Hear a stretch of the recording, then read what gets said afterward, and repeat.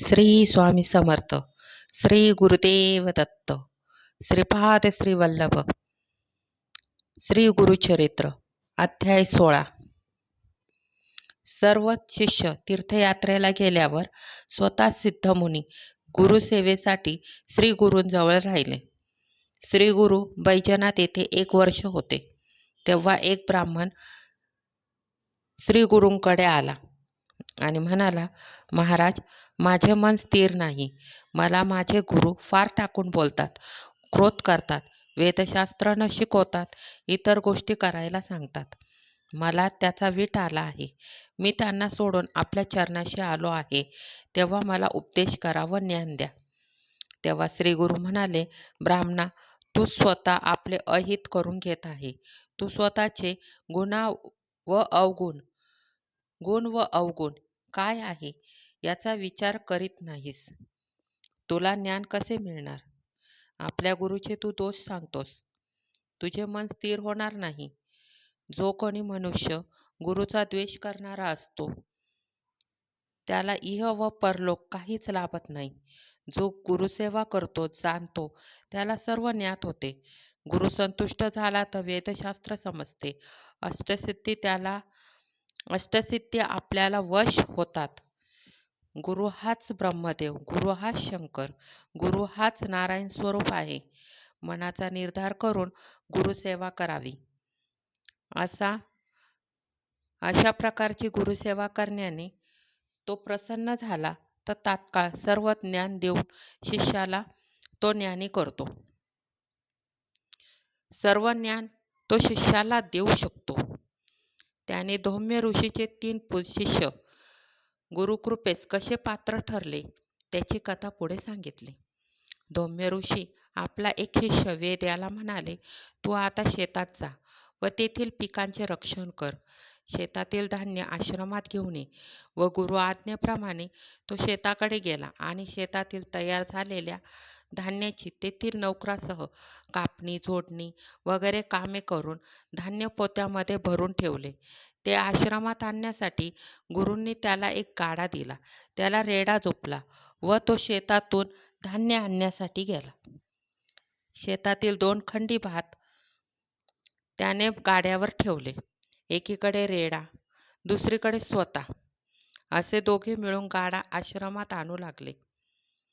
वाटेत एका ठिकाणी तो रेडा चिखलात रुतला. त्याला गाड्याच्या वजनामुळे पुढे जाता येईना. परंतु गाडा ओढताना त्याच्या गळ्याला फास बसू लागला. म्हणून रेड्याला गाड्यापासून सोडवले. शिष्याने केलेल्या प्रयत्नाची पराकाष्ठा पाहून गुरु त्याच्यावर प्रसन्न झाले. त्याला आलिंगन देऊन तू वेदशास्त्रात पंडित होतील, वेदशास्त्रात संपन्न होशील असा आशीर्वाद दिला. नंतर गुरु आज्ञेप्रमाणे तो आपल्या घरी गेला. अशा प्रकारे धौम्य ऋषींनी अरुणी व अभिमन्यू या आपल्या दोघा शिष्यांची सुद्धा परीक्षा घेतली. त्यांची गुरुनिष्ठा पाहून व प्रेम पाहून त्यांनाही वेदशास्त्र संपन्न केले. नृसिंह सरस्वती त्या ब्राह्मणाला म्हणाले, गुरुला संतुष्ट केल्यास असाध्य असे काही नाही. हे तुला माहीत असताना तू अविद्येमुळे व्यर्थ भटकत आहेस. एकदा माणसाचे मन मोडले की ते पुन्हा एक होणे कठीण असते. हे ऐकून त्या ब्राह्मणाला पश्चाताप झाला.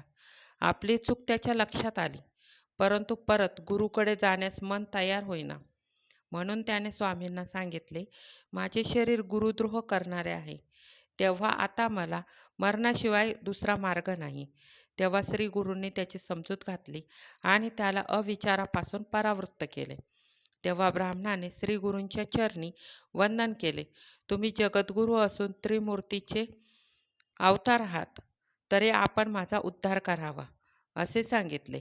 तेव्हा श्री गुरु प्रसन्न झाले व त्याच्या मस्तकावर आपला हात ठेवून त्याला आशीर्वाद देत म्हणाले, तुझे गुरु म्हणजे मीच आहे. तरी तू आपल्या गुरुकडे जा. त्याप्रमाणे तो ब्राह्मण परत आपल्या गुरुकडे गेला. श्री गुरुदेव दत्त. अध्याय 16 संपूर्ण.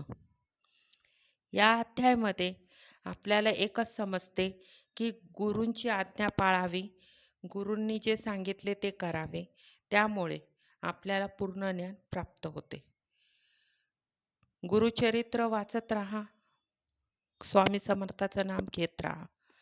श्री स्वामी समर्थ, श्री स्वामी समर्थ, श्री स्वामी समर्थ, श्री स्वामी समर्थ, श्री स्वामी समर्थ, श्री स्वामी समर्थ, श्री स्वामी समर्थ, श्री स्वामी समर्थ, श्री स्वामी समर्थ, श्री स्वामी समर्थ, श्री स्वामी समर्थ, श्री स्वामी समर्थ, श्री स्वामी समर्थ.